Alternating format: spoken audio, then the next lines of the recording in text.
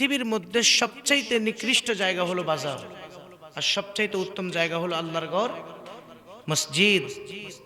দেখেন দোকানে কিন্তু মানুষের কি নাই, অভাব নাই, মসজিদে কিন্তু মানুষ। তো নবীজির হাদিস দ্বারা বোঝা যায় যে কিয়ামতের দিন জান্নাতীদের সংখ্যা খুব কম হবে, জাহান্নামীদের সংখ্যা বেশি হবে। এই অত্র এলাকার মানুষ অত্যন্ত ভাগ্যবান যে এত সুন্দর একটা নুরানি ইমানি মাহফিলের আয়োজন করেছেন। আল্লাহ তৌফিক দিয়েছেন বলেই তো এটা আয়োজন হয়েছে। কথা বলেন ঠিক না? শুধু তাবারুক খাবেন এটার দ্বারা তো মুসলমান না। মুসলমান হচ্ছে আল্লাহর প্রতি ঈমান আনার পর আল্লাহর হুকুম বিধিবিধান 5 ওয়াক্ত নামাজের পাশাপাশি আল্লাহর আদেশ নবীজির আদর্শ মোতাবেক মেনে চলার জিন্দেগিটাই হচ্ছে আমাদের প্রকৃত জীবন। কোরআন ও সুন্নাহ মোতাবেক জীবনটা পরিচালিত করাটাই হলো জীবন। তো রাসূল পাক সাল্লাল্লাহু আলাইহি ওয়াসাল্লাম বলেছেন যে দুনিয়ার কোন বাগানে যখন কোরআন এবং হাদিসের আলোচনা করা হয় তখন ওই বাগানটা আল্লাহ তাআলা জান্নাতের বাগান করে দেয়।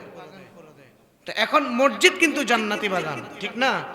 কারণ মসজিদে তো আল্লাহর সেজদা হয়। কার সেজদা হয়? একটু আগে আমরা কিসের নামাজ পড়লাম? মাগরিবের নামাজ পড়ি নাই? মাগরিবের নামাজ পড়েছি। অথচ আপনি আমি প্রতিটা রাকাতে আল্লাহকে 2টা করে সেজদা দিয়েছি। প্রত্যেকটা সেজদাতে 3 বার করে সুবহান রাব্বিয়াল আ'লা বলেছি। প্রত্যেক রাকাতে একটা করে রুকু দিয়েছি। প্রত্যেকটা রুকুতে আমরা বলেছি কি সুবহান রাব্বিয়াল আযীম বলেছি। আবার বলছি সামি আল্লাহু লিমান হামিদা রব্বানা ওয়ালাকাল হামদ বলেছি। কিন্তু এই যে নামাজ আমরা পড়লাম, ইবনে মাসউদ রাদিয়াল্লাহু তাআলা আনহু থেকে হাদিস বর্ণিত, তিনি বলেন আমি নবীজিকে প্রশ্ন করেছি ইয়া রাসূলুল্লাহ, ইসলামের মধ্যে আল্লাহর কাছে সবচেয়ে পছন্দনীয় আমল কোনটি? তো আল্লাহর রাসূল বলেছেন যে আল্লাহর কাছে সবচেয়ে পছন্দনীয় আমল হচ্ছে সময় মতো নামাজ আদায় করা। যারা বলেন না সুবহানাল্লাহ। এখন যারা বাহিরে ঘুরেছেন এই মাহফিলের মধ্যে অনেকে আছে টাকা দিয়ে, বুদ্ধি দিয়ে, শ্রম দিয়ে, অর্থ দিয়ে এই মাহফিলের আয়োজন করেছেন, এই মাহফিলটা সাজিয়েছেন। তো আল্লাহ তাআলা আমাদেরকে আপনাদেরকে এই মাহফিলের যেন বারাকা দান করে, সকলে বলেন আমিন। এই মাসটা অত্যন্ত গুরুত্ব মাস, রজবের চাঁদ, রজবুল মুরাজ্জব এমন একটি মাস যেই মাসে আল্লাহর নবী সরকার দু আলম আল্লাহর থেকে আমাদের জন্য কি এনেছেন? নামাজ এনেছেন। এই মাসে মেরাজের মাধ্যমে নামাজ এনেছেন। যেই নামাজ পড়লে আমার আল্লাহ বলেন যখন আমার বান্দা নামাজে দাঁড়ায় নিয়ত বাদে আল্লাহু আকবার, হাদিসের মধ্যে আছে রাসূল বলেছেন হয় তাকাও, নামাজের দিকে তাকাও। আল্লাহ রাসূল বলেছেন তুমি যখন নামাজের নিয়ত বাঁধবে তখন তুমি মনে করবা তুমি আল্লাহকে দেখতেছো। আবার তুমি যখন আল্লাহকে দেখো না তখন তুমি মনে করবা যে আল্লাহ তো তোমাকে দেখতেছে। কথা বলেন ঠিক কিনা?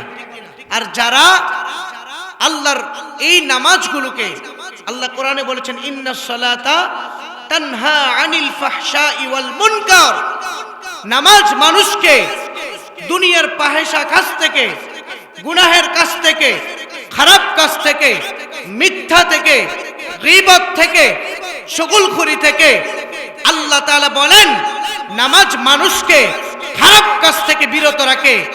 তো নামাজ আমাদের মধ্যে নাই। হাজারো মাহফিল দিলে লাভ হইব কি যদি নামাজ না পড়ি? কথা বলেন ঠিক আছে? 1000 কোটি মাহফিল যদি সাজান একটা সেজদার দাম হবে না। বলেন হবে? আওয়াজ দিয়ে বলেন হবে? 1000 কোটি মাহফিল সাজান, যে একটা মাহফিল নয় আপনি কোটি মাহফিল এখানে করেন, একটা মাগরিবের রাকাতের সমান হবে না।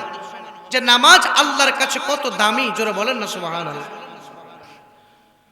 হযরত জিবরাইল আমিন, জিবরাইলকে আল্লাহ তাআলা বানানোর পরে জিজ্ঞেস করলেন জিবরাইল আমি তোমাকে বানাইলাম জিবরাইল বলেন, বারে এলাহি, আপনি সবচাইতে বেশি খুশি হন কোন কাজটা করলে? আল্লাহ রাব্বুল আলামিন বলেন, ও জিবরাইল, কেউ যদি আমি আল্লাহকে সেজদা করে তাহলে আমি বেশি খুশি হয়ে যাই। তাহলে একটু আগে যে মাগরিবের নামাজ পড়লাম, মাগরিবের নামাজের প্রতিটা রাকাতের মধ্যে 2টা করে সেজদা আছে না নাই? যারা বলেন আছে না নাই? আল্লাহর হাবিব বলেন, কোন উম্মত যখন আল্লাহকে সরাসরি যখন নামাজ পড়ে সেজদার মধ্যে আল্লাহর কাছে যখন সুবহানা রাব্বিয়াল আ'লা বলে, আল্লাহ বলেন, ও আমার ফেরেশতারা, তোমরা তো বলেছো আমি মানুষ না বানানোর জন্য, কিন্তু আমি আল্লাহ যে মানুষ বানাইলাম, দেখো আমার বান্দা আমি রবকে কত সুন্দর করে সেজদা দিচ্ছে মসজিদে গিয়ে, আমি রবকে কত সুন্দর করে নামাজের মধ্যে রুকু দেই। হযরত জিবরাইল বলেন, বারে এলাহি, আপনি আমাকে বলেন আপনি সবচাইতে বেশি খুশি হন কোন কাজ করলে? তো আমার নবী সরকার দু আলম ফরমাচ্ছেন, জিবরাইলকে আল্লাহ তাআলা বলেন, জিবরাইল, তোমরা আমি আল্লাহকে যদি কেউ একটা সেজদা করে, যদি আমি আল্লাহকে কেউ একটা সেজদা দেয়, তাহলে আমি আল্লাহ তাআলা খুশি হয়ে যাই। এই কথা বলার সঙ্গে সঙ্গে জিবরাইল আল্লাহকে একটা সেজদা দিয়েছেন, একটা না 30,000 বছর সেজদাটা দিয়েছেন। জোরে বলেন সুবহানাল্লাহ। হাদিস শরীফের মধ্যে আসছে, জিবরাইল আলাইহিস সালাতু ওয়াস সালাম একটা না আল্লাহ রাব্বুল আলামিনকে যখন তিনি শুনলেন আল্লাহকে সেজদা করলে আল্লাহ বেশি খুশি হয়ে যায়, জিবরাইল আলাইহিস সালাতু ওয়াস সালাম আল্লাহকে কত সুন্দর করে সেজদা দিয়েছেন, আল্লাহ রাব্বুল আলামিনকে কত সুন্দর করে সেজদা দিয়েছেন। আল্লাহ তাআলা কুরআনুল কারীমের মধ্যে বলেন, قد أفلح المؤمنون الذين هم في صلاتهم خاشعون।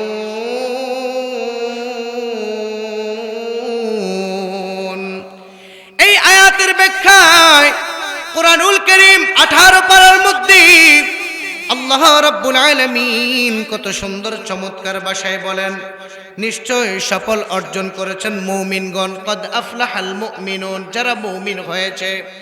মুমিন কিন্তু এমনি হয় নাই, এই যে দাড়ি রাখলেন, টুপি মাথায় দিবেন, পাঞ্জাবি মাথায় দিবেন, এটা কিন্তু ইসলাম না। মনে রাখবেন, এই যে দাড়ি টুপি এগুলো আপনার শরীরে আছে, এগুলো হচ্ছে আপনার শরীরের পোশাক। কিয়ামতের দিন আল্লাহ তাআলা তাকাবেন আপনার অন্তরের তাকওয়ার মধ্যে কি আছে, আপনার এই দিলটা আল্লাহর দিকে ঝুঁকেছে কিনা, এটার দিকে আল্লাহ তাআলা তাকাবে। এজন্য জিবরাইল আমিন যখন শুনলেন কেউ যদি আল্লাহকে সেজদা করলে আমার রব বেশি খুশি হয়ে যায়, জিবরাইল আল্লাহকে একটা না 30,000 বছর সেজদা দিয়েছেন, একটা সেজদা দিয়েছেন 30,000 বছর। জিবরাইল আর মাথা উঠান নাই। 30,000 বছর পর জিবরাইল যখন তিনার মাথাটা উঠালেন, তো দেখে আল্লাহ এখনো খুশি হয় নাই। তো আল্লাহ তাআলাকে জিবরাইল জিজ্ঞেস করলেন, বারে ইলাহি, আমি যে আপনাকে সেজদা করলাম আপনি কি খুশি হন নাই? তো আল্লাহ তাআলা বলে, জিবরাইল, তুমি আমাকে একটা সেজদা দিয়েছো, 30,000 বছর সেজদা দিয়েছো, আমি খুশি হয়েছি। ও জিবরাইল, আমি পৃথিবীর মধ্যে সর্বশেষ নবীকে পাঠাবো, ওই নবীর উম্মতের জন্য আমি আল্লাহ 5 ওয়াক্ত নামাজ দেব। সকালবেলায় পড়বে ফজরের নামাজ। এই যে ফজরের সময় কনকনে ঠান্ডা পানি দিয়া আপনি আল্লাহকে স্মরণ করলেন, রব বলেন, বান্দা কবরে তুমি আসতে দেরি, আমি আল্লাহ তাআলা তোমার জন্য জান্নাতের বিছানা রেডি করে রেখেছি। জোরে বলেন না সুবহানাল্লাহ। এজন্য আল্লাহর নবী সরকার দু আলম নূরে মুজাসসাম এই রজব মাসে রজবুল মুরাজ্জব উম্মতের জন্য নামাজ এনেছেন। উম্মত, নবীজি কিন্তু বারবার বিদায় হজের বাসরে বলছেন, উম্মত খবরদার তোমরা নামাজকে ছেড়ে দিবা না, তোমরা নামাজকে কাজা করবা না। আজকে দেখবেন হয়তো এখন মাহফিলে মানুষ কম, শেষ বেলায় দেখবেন মানুষের অভাব হবে না। আল্লাহ বলেন, হাবিব আমি সব সময় ওই বান্দার প্রতি খুশি যেই বান্দা আমি রবের দিকে ঝুঁকে যায়, আমি রবের দিকে ঝুঁকে যায়। কিন্তু আমার নবীর জিন্দেগিতে জীবনে কোনো গুনাহ ছিল না। আল্লাহর নবী সব সময় আল্লাহকে এমন ভাবে সেজদা দিতেন, কিতাবের মধ্যে আসছে ফাতেমাতুজ জাহরা রাদিয়াল্লাহু তাআলা আনহা বলেন, মাঝে মধ্যে আমরা নবীকে খুঁজে পেতাম না, দেখতাম নবীজি গিয়া মসজিদুল হারাম এবং মসজিদের নববী শরীফের মধ্যে আল্লাহর নবী আল্লাহকে সেজদা দিয়ে রেখেছেন। এক একটা সেজদার কারণে আমার বাবা জানের পায়ের মধ্যে পানি এসে পাগুলো ফুলে গিয়েছে, নবীজি সেজদা থেকে মাথা উঠায় নাই। আমার নবী বলে, উম্মত যারা সেজদা করে আল্লাহকে, আল্লাহ এত খুশি হয়ে যায়।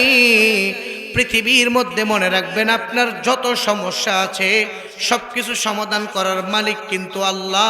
ওই মালিক আল্লাহ যদি আপনি সেজদায় পড়ে নামাজের মধ্যে আল্লাহর কাছে বলেন, আল্লাহ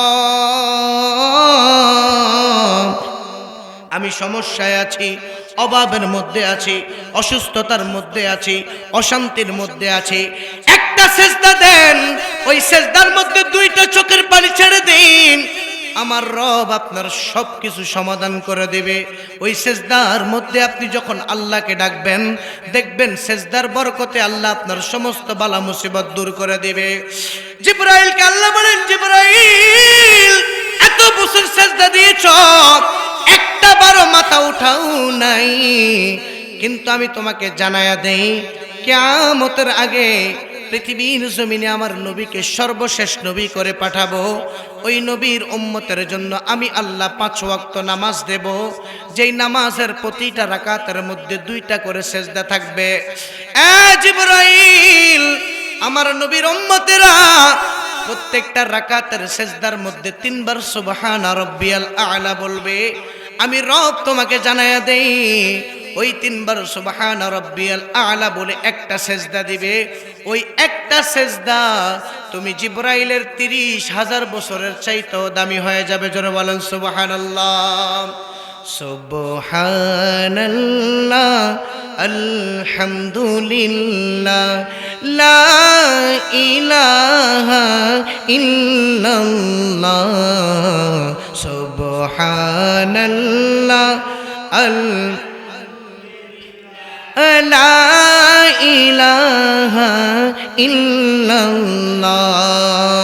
তুমি বাঁচাও, তুমি মারো, অবিরত ক্ষমা করো, তুমি বাঁচাও, তুমি মারো, অবিরত ক্ষমা করো।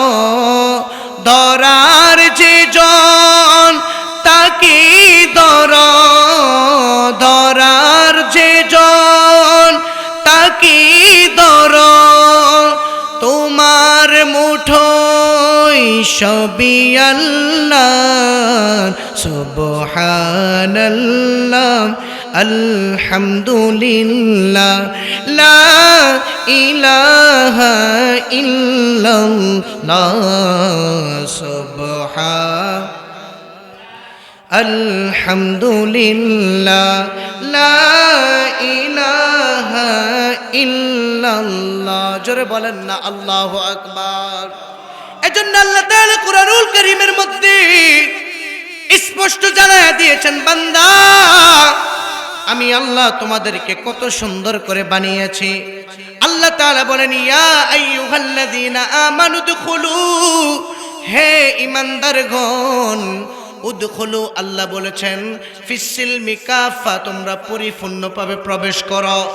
মুসলমান হয়েছেন, গায়ের মধ্যে পাঞ্জাবি রাখলি, মাথার মধ্যে টুপি দিলে শুধু ইসলামের মধ্যে মুসলমান নাম লেখানো যায় না। তো আল্লাহ বলেছেন উদখুলু, তোমরা প্রবেশ করো ফিসসিলমি কাফা।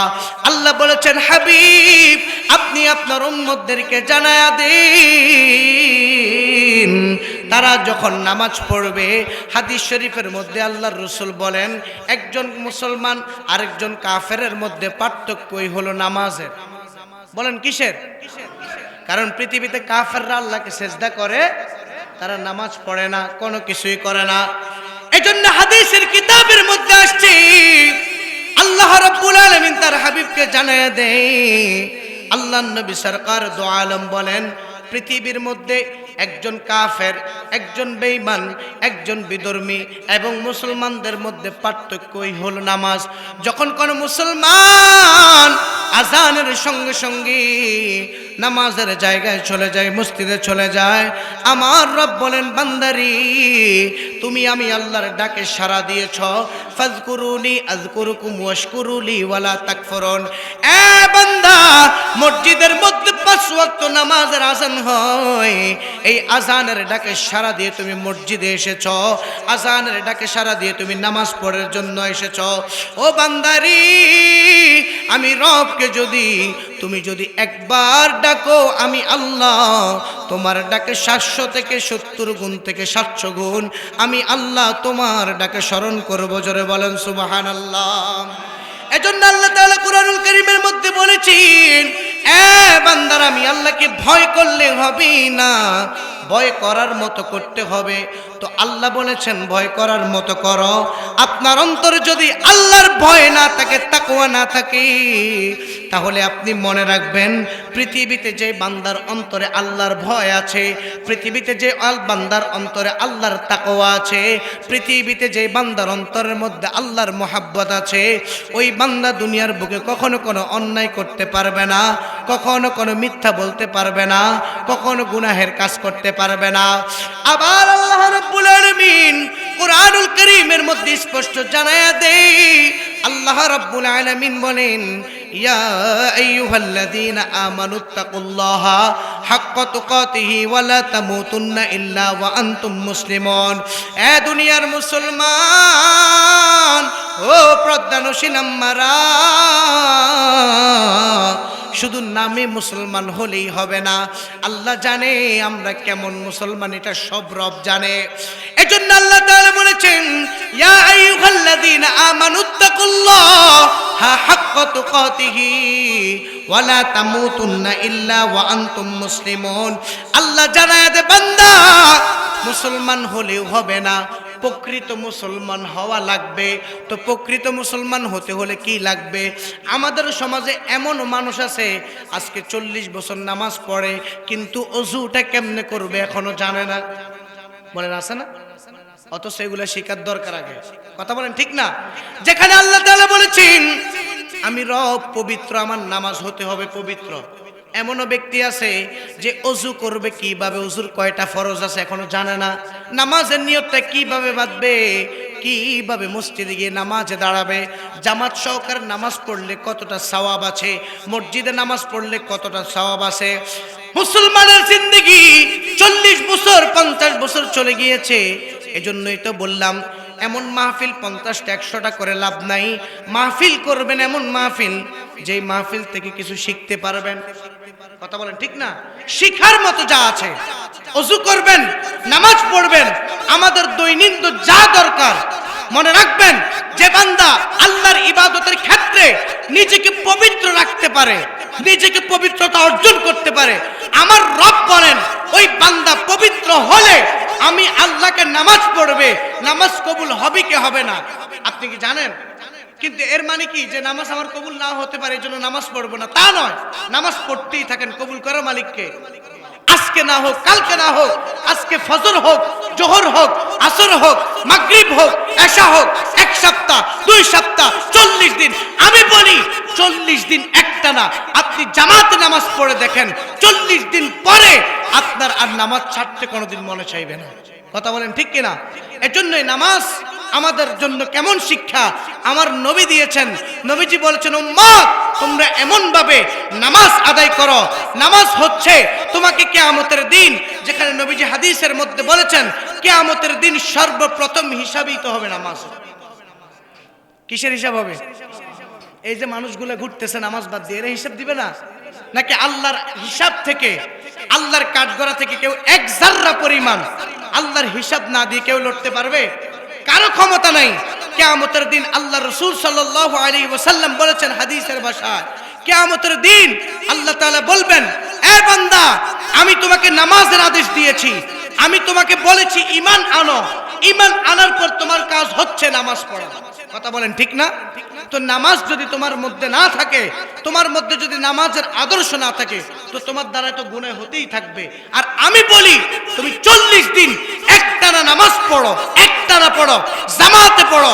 যদি জামাত করতে সমস্যাও হয়, মিস দেওয়া যাবে না। জামাত সহকারে যখন একটানা তুমি 40 দিন নামাজ পড়বে, এই নামাজের তাকওয়া তোমার অন্তরে ঢুকবে, আল্লাহর ভয় তোমার অন্তরে ঢুকবে। তো আল্লাহর ভয় তোমার অন্তরে ঢোকার কারণে আল্লাহ তোমাকে এমন ভাবে কবুল করবে যে জমিনে হাঁটলে ওই জমিন তোমার জন্য দোয়া করবে। জোরে বলেন না সুবহানাল্লাহ।